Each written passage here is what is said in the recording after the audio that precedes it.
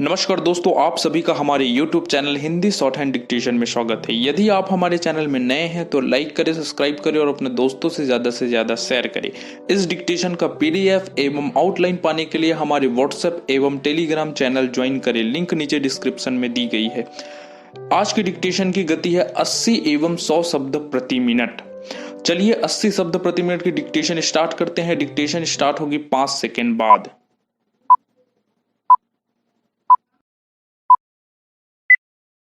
सभापति जी, भारतीय स्वतंत्रता संग्राम के समय दो नारे हमारे देशवासियों को सुनने को मिले, एक लखनऊ से और दूसरा इंदौर से।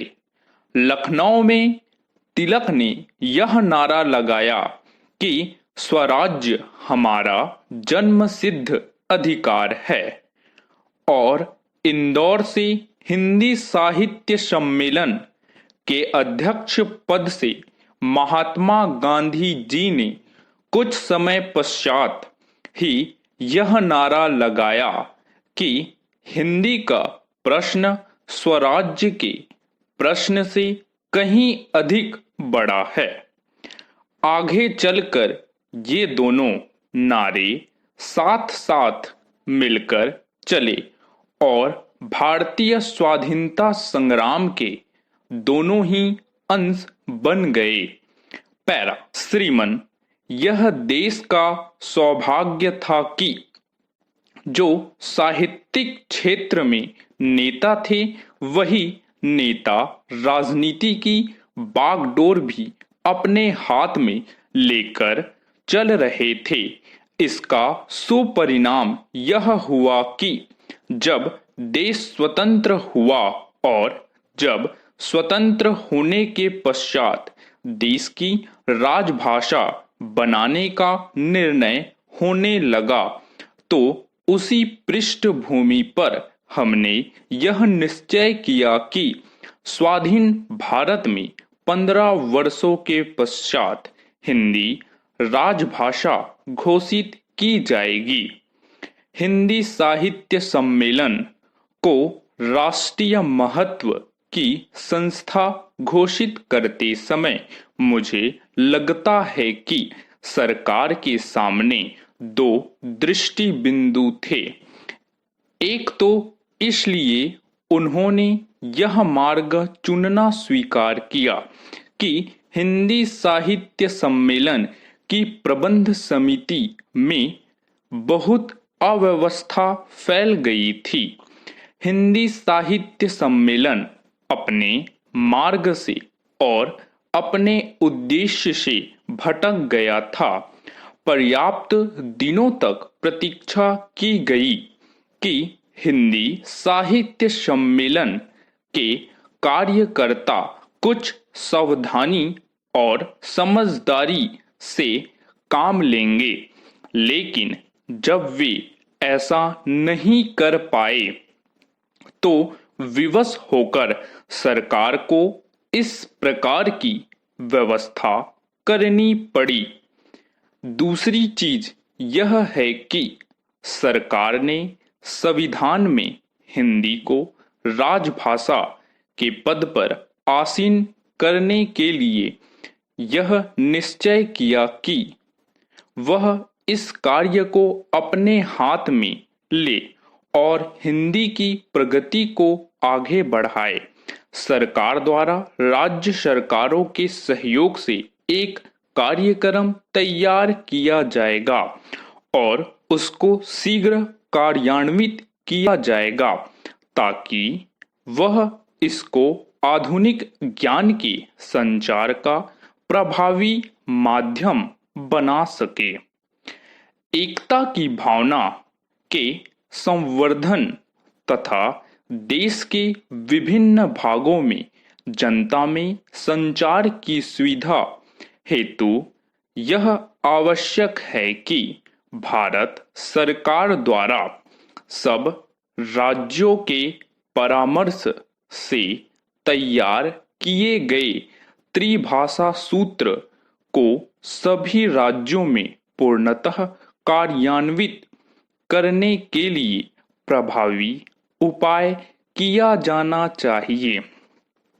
पैरा, यह सभा संकल्प करती है कि हिंदी भाषी क्षेत्रों में हिंदी तथा अंग्रेजी के अतिरिक्त एक और भारतीय भाषा को दक्षिण भारत की भाषाओं में से किसी एक को तरजीह देते हुए हिंदी और हिंदी भाषी क्षेत्रों में प्रादेशिक भाषाओं एवं अंग्रेजी के साथ साथ हिंदी के अध्ययन के लिए उस सूत्र के अनुसार प्रबंध किया जाना चाहिए। यह बात स्पष्ट होनी चाहिए कि किसी का मंतव्य यह नहीं है कि अंग्रेजी को शिक्षा के क्षेत्र से ही बहिष्कृत कर दिया जाए।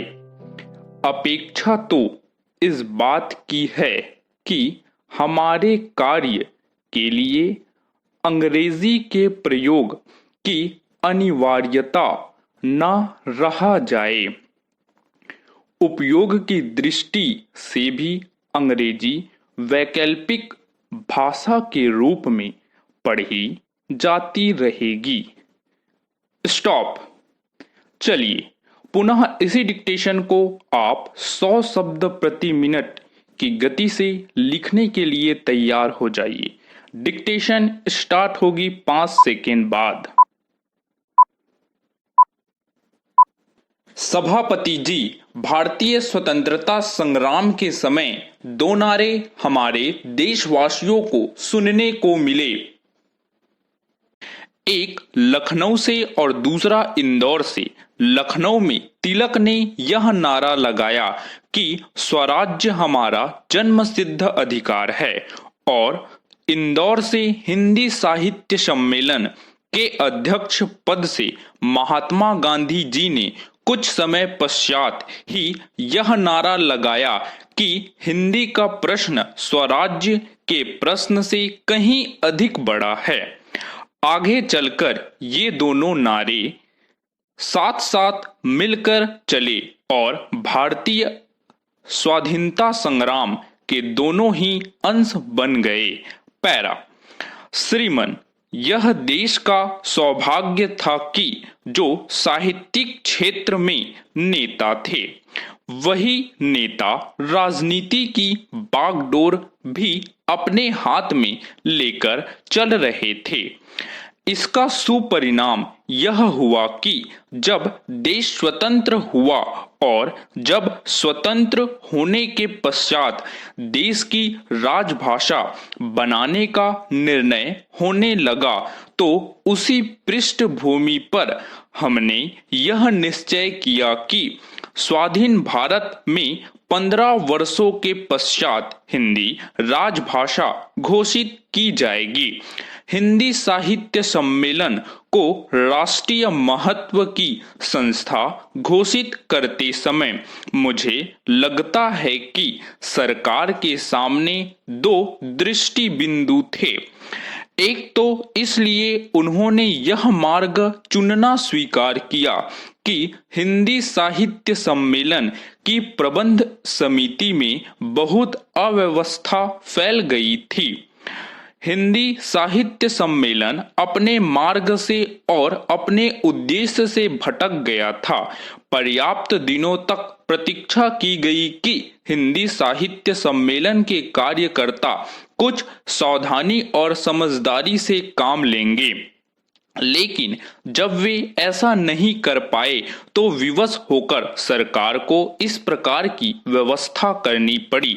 दूसरी चीज यह है कि सरकार ने संविधान में हिंदी को राजभाषा के पद पर आसीन करने के लिए यह निश्चय किया कि वह इस कार्य को अपने हाथ में ले और हिंदी की प्रगति को आगे बढ़ाए।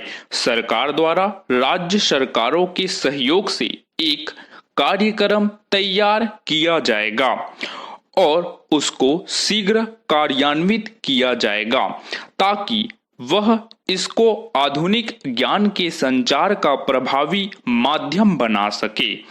एकता की भावना के संवर्धन तथा देश के विभिन्न भागों में जनता में संचार की सुविधा हेतु यह आवश्यक है कि भारत सरकार द्वारा सब राज्यों के परामर्श से तैयार किए गए त्रिभाषा सूत्र को सभी राज्यों में पूर्णतः कार्यान्वित करने के लिए प्रभावी उपाय किया जाना चाहिए। पैरा, यह सभा संकल्प करती है कि हिंदी भाषी क्षेत्रों में हिंदी तथा अंग्रेजी के अतिरिक्त एक और भारतीय भाषा को दक्षिण भारत की भाषाओं में से किसी एक को तरजीह देते हुए हिंदी और हिंदी भाषी क्षेत्रों में प्रादेशिक भाषाओं एवं अंग्रेजी के साथ साथ हिंदी के अध्ययन के लिए उस सूत्र के अनुसार प्रबंध किया जाना चाहिए।